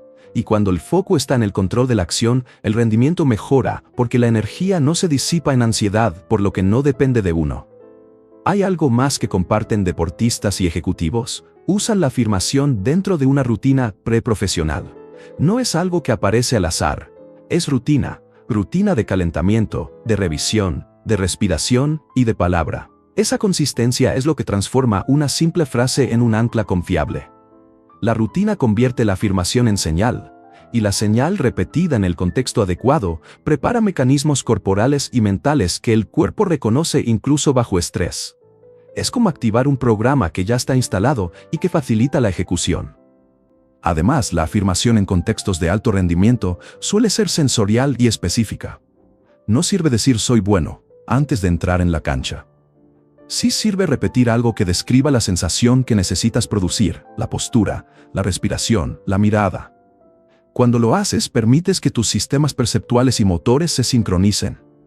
En términos sencillos, no solo estás cambiando pensamientos, estás orientando músculos y atención hacia patrones probados. Esa sincronía es la que separa la simple ilusión de la preparación real. Otra pieza que aparece en programas serios es la visualización. De nuevo, no es fantasía, es simulación. Antes de una prueba clave, un músico imagina el espacio, el peso del instrumento, la temperatura, incluso el sonido de la sala. Un ejecutivo visualiza la secuencia de preguntas difíciles y cómo respondería con calma. Las afirmaciones precisas alimentan esa visualización. La visualización hace la afirmación tangible. Juntas, forman un circuito que el cerebro interpreta como experiencia. Por eso, cuando llega el momento verdadero, la sensación de familiaridad reduce la sorpresa y la parálisis. Hablemos de equipos. En entornos corporativos modernos, las afirmaciones se usan de manera colectiva para crear seguridad psicológica. No es que un equipo se siente a repetir mantras. Se trata de construir una cultura donde las declaraciones son acuerdos prácticos, cultivamos la curiosidad en nuestras reuniones, o priorizamos soluciones antes que culpas. Cuando esas frases se convierten en práctica diaria, crean un marco que permite a la gente arriesgarse y aprender sin miedo a la humillación. Eso incrementa la creatividad y la eficacia, porque las personas no gastan energía en defender su ego, sino en resolver problemas. Un punto crucial para entender es este: las afirmaciones de alto rendimiento tienden a ser orientadas al proceso, no al resultado. Decir voy a ganar pone la atención fuera. Decir ejecutaré mi plan con precisión pone la atención dentro. Esa diferencia no es semántica, es estructural. En un deporte, en una negociación o en una presentación en vivo, el control real está en la ejecución momentánea, no en el resultado final. Enfocar la mente en el proceso le da a la persona lo que necesita, algo que puede hacer ahora y que influye en el resultado más que preocuparse por él. También vale decir que la alta performance exige honestidad. Las afirmaciones no funcionan si son mentiras evidentes. Los grandes equipos y atletas practican con brutal sinceridad. Identifican la debilidad técnica o el hábito dañino y usan la afirmación para remediarlo, no para taparlo. Soy un gran comunicador, sin práctica solo infla el ego, hoy uso pausas para escuchar más. Es una afirmación que provoca práctica y mejora real. Esa honestidad separa el ritual vacío del entrenamiento estratégico. Quiero que pienses ahora en tu propio pequeño escenario de alto rendimiento. No hace falta que seas olímpico o CEO. Puede ser una entrevista de trabajo, un examen, una presentación importante. ¿Qué te ayudaría más ahora? ¿Una frase sobre un resultado distante o una instrucción táctica que puedas aplicar en los próximos minutos? Si eliges lo táctico, ya estás pensando como un profesional. Intenta decir en voz baja una frase que describa una conducta específica que puedas verificar al terminar. Observa cómo cambia tu foco. Hay otra práctica que distingue a los expertos, la revisión posterior al evento. No se trata solo de repetir la afirmación antes, es analizar después si la frase ayudó y por qué. Los mejores profesionales ajustan su lenguaje y su imagen mental según el feedback. Si la frase no activó la sensación deseada, la retocan. Si funcionó, la consolidan. Esa actitud iterativa, probar, medir, corregir, es lo que lleva de la frase funcional a la frase afinada. También quiero decir algo sobre el riesgo de glamorizar la técnica. No creas que la afirmación sustituye al trabajo duro. En las historias de alto rendimiento ves disciplina, horas de práctica, entrenamiento físico y mental. La afirmación es parte de ese ecosistema, no su reemplazo. Su poder real aparece cuando se integra con entrenamiento, descanso, nutrición y soporte profesional. Es una palanca, no una varita mágica. Y por último, hay un aspecto humano que me gusta recordar. En el lead o en lo cotidiano, las afirmaciones más poderosas suelen conectarte con una versión de ti que ya ha mostrado algo de verdad. No se trata de inventar un héroe perfecto, se trata de recordar una evidencia pequeña y real que te permita avanzar. Un deportista recuerda un entrenamiento impecable. Un líder recuerda una vez que tomó una decisión valiente. Un artista recuerda una canción que salió bien. Esas evidencias son la base de una afirmación creíble y robusta. Antes de cerrar, te propongo un ejercicio breve y profesional. Piensa en el evento al que te enfrentas en los próximos días. Identifica una conducta en la que puedas concentrarte que sea verificable al salir del lugar. Crea una frase corta en tiempo presente que describa esa conducta. Practícala en la rutina previa como si fuera una parte más del calentamiento. Visualiza el gesto, siente la postura, repite la frase y actúa. Después, revisa qué pasó y ajusta. Esa es la forma en que las grandes mentes de alto rendimiento usan las palabras, como instrumentos de precisión, integrados en la práctica y afinados por la experiencia. La lección final es sencilla: cuando la afirmación es técnica, concreta y trabajada, se convierte en una herramienta profesional. En la cumbre de cualquier disciplina, la palabra deja de ser consuelo y pasa a ser parte del entrenamiento. Si la tomas así, no solo te sentirás más preparado, empezarás a pensar como quien forma parte del club de los que convierten la intención en ejecución. Te animas a diseñar una afirmación del tipo que usan los profesionales y a practicarla como parte de tu rutina. Capítulo 11. El yo global. ¿Por qué yo soy no es suficiente? Quiero empezar con una pregunta sencilla. ¿Dónde te sientes más tú, cuando estás solo o cuando estás con otros? No es una trampa, es la clave para entender por qué muchas prácticas de afirmación fallan fuera de ciertos contextos culturales. En buena parte del mundo, la identidad no nace del aislamiento, sino de la red de relaciones que te sostiene. Y si tus afirmaciones ignoraron eso, es probable que nunca hayan resonado del todo. Piensa en lo que normalmente ves en libros de autoayuda y en redes sociales. Yo soy fuerte, yo merezco, yo puedo. Frases potentes, sin duda. Pero tienen un origen cultural, provienen de sociedades que valoran la independencia y la autonomía como ideales centrales. Esa forma de hablar del yo funciona bien donde el yo se define como el agente principal de su destino. Pero la pregunta que este capítulo pone sobre la mesa es otra. ¿Qué pasa cuando tu sentido profundo de quién eres está ligado a la familia, al equipo, al barrio o a la comunidad? En muchas sociedades, tu identidad se encuentra en el nosotros, tanto como en el yo. Allí, las afirmaciones que apelan puramente al yo suenan extrañas o incluso vacías. Si creciste en un entorno donde la dignidad se refleja en la manera en que cuidas a otros o donde el honor está en la red de reciprocidad, decir «soy un líder imbatible» puede sentirse ajeno, forzado o egoísta. En esos contextos, una afirmación interdependiente, que nome a un rol compartido o un compromiso con otros, conecta más rápido con tu experiencia y produce cambios reales. Te voy a contar una escena que resume bien esto. Imagina a un gerente en Mumbai, en plena pandemia, con su equipo cansado y desconectado en pantalla. Llega la reunión semanal y las caras son pantallas en blanco.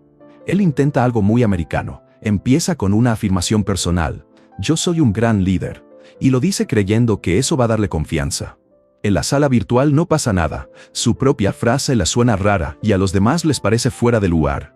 Lo que sí sucede cuando cambia el rumbo es interesante. Decide abrir la reunión reafirmando algo colectivo, algo que diga, protegemos el éxito de cada uno. Y la conversación cambia. La gente vuelve a alzar la vista, no porque les impongan optimismo, sino porque la afirmación les recuerda un lazo compartido que sí tiene sentido para ellos. Esa diferencia no es magia cultural, es coherencia psicológica. La investigación reciente muestra que en culturas colectivistas, las afirmaciones que refuerzan la pertenencia y la responsabilidad mutua tienden a activar la motivación y la resiliencia mejor que las afirmaciones centradas en el individuo. No es que el yo no exista allí, existe, pero parece en relación con otros. Por eso, el primer paso para usar afirmaciones con eficacia es preguntarte honestamente: ¿mi sentido de valor se construye en base a la independencia o a la interdependencia? Responder, eso cambia por completo la forma en la que vas a hablarte. Quiero que lo imagines con algo más cercano. Si tu familia ha trabajado junta por generaciones y tu orgullo más grande es mantener esa tradición, una afirmación que hable de mi liderazgo individual puede sentirse desconectada. En cambio, una frase como honramos el trabajo de quienes vinieron antes y cuidamos el futuro juntos suena a hogar, suena creíble. Te empuja a actuar en la forma que tu comunidad valora. Esa credibilidad es la diferencia entre una palabra que te haga sentir impostor y otra que te movilice. No es solo teoría, también hay una dimensión práctica.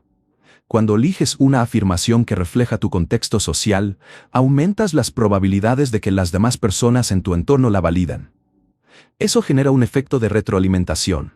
La afirmación no solo te cambia a ti, también recalibra cómo te ven y cómo te tratan. En un equipo de trabajo, por ejemplo, una afirmación compartida sobre la responsabilidad mutua puede traducirse en decisiones más solidarias, en pedir ayuda sin vergüenza y en resolver conflictos con menos culpa. La identidad compartida crea prácticas compartidas. A esta altura quizás te estás preguntando: ¿y si mi cultura me empuja a depender demasiado de los demás y quiero desarrollar una autonomía mayor? Buena pregunta. No es una elección binaria. Parte del poder de una práctica de afirmación bien pensada es que puede ayudarte a navegar esa tensión entre independencia e interdependencia. Puedes diseñar afirmaciones híbridas que respeten tus raíces colectivas y a la vez te sostengan en el crecimiento personal que buscas. Por ejemplo, afirmar un compromiso con la familia y al mismo tiempo una intención concreta para cuidar tu bienestar personal no es contradictorio, es integrar. Otro punto importante: el lenguaje importa mucho. En comunidades donde se valora la reciprocidad, el pronombre nosotros no es una abstracción, es una estructura que organiza el comportamiento. Decir nos apoyamos para mejorar tiene un efecto distinto a yo mejoraré. La primera frase abre un espacio para pedir y ofrecer ayuda. La segunda puede cerrar la puerta si el contexto percibe el logro individual como amenaza al grupo. Entender esa sutileza es practicar la empatía cultural en la propia voz. Esto nos lleva a una práctica concreta, pero suave. Antes de formular una afirmación, escucha tu historia. Pregúntate qué parte de tu identidad se construye alrededor de quienes te rodean. Piensa en una figura que te importe, un abuelo, un colega, un vecino, y recuerda cómo su presencia te define. Ahora intenta decir una afirmación que incluya esa relación. Observa cómo suena. Si te produce un pequeño asentimiento interno, probablemente estés en la dirección correcta. Si, por el contrario, suena disonante, vuelve a acercarlo a algo que te sea íntimo y reconocido en tu esfera social. Quiero también subrayar que la efectividad cultural no elimina la ética. No se trata de manipular a otros con frases bonitas para que hagan lo que queremos. Una afirmación colectiva responsable debería apuntar a fortalecer la confianza, la cooperación y la dignidad compartida. Cuando la afirmación se usa para ocultar injusticias o para presionar a un grupo a cambiar sin consenso, deja de ser herramienta y empieza a ser propaganda. Esa distinción es vital. La práctica debe respetar a las personas que la van a vivir. En algunos casos, la afirmación interdependiente actúa como red de seguridad psicológica. Si perteneces a una comunidad que valora el cuidado mutuo, recordar frases que refuercen ese lazo puede ayudarte a atravesar momentos de duda sin sentirte solo. En otros casos, la misma afirmación puede ser un llamado a la responsabilidad, recordarte que tus decisiones no solo te afectan a ti, sino también a otros. Ese doble papel, de sostén y de brújula, es lo que hace que la nosotros sea tan poderoso en ciertas culturas. Para que esto quede práctico, te dejo una invitación. En la próxima conversación importante, intenta formular una frase que nombre la relación más que el yo. No te compliques. Algo sencillo sirve. Dila en voz baja para probar cómo suena. Observa si genera contacto o rechazo. Si toca algo verdadero, úsala como ancla en la conversación. Si no, ajústala hasta que respete tu historia. Esa pequeña experimentación es la forma más honesta de adaptar la práctica a tu mundo. Al final de todo, la lección es clara y humilde. Ninguna fórmula universal sirve para todas las vidas. Las palabras que nos cambian dependen de las historias en las que estamos insertos. Si quieres que una afirmación funcione, haz que respete tu cultura de pertenencia, tu idioma emocional y la manera en que tu identidad cobra sentido en relación con otros. Cambiar la voz no es traicionarte, es hablar con más fidelidad a lo que eres. Te dejo con una pregunta para llevar. ¿Mi núcleo de identidad me nombra a mí solo o me nombra en relación con alguien más? Piensa en la respuesta y a partir de ahí, intenta una frase que suene a verdad dentro de ese marco. No es un ejercicio de perfección, sino de correspondencia. Y si lo haces con honestidad, es posible que descubras que tu afirmación más verdadera no comienza con yo, sino con somos o cuidamos. Empezamos con una queja común. Las palabras positivas que deberían ayudarnos muchas veces nos dejan peor. Aquí rompimos ese mito y propusimos otra cosa. No se trata de repetir deseos, sino de alinear las palabras con lo que realmente valoras. Aprendiste que el problema no es la afirmación en sí, sino su desconexión con tu historia y tus acciones.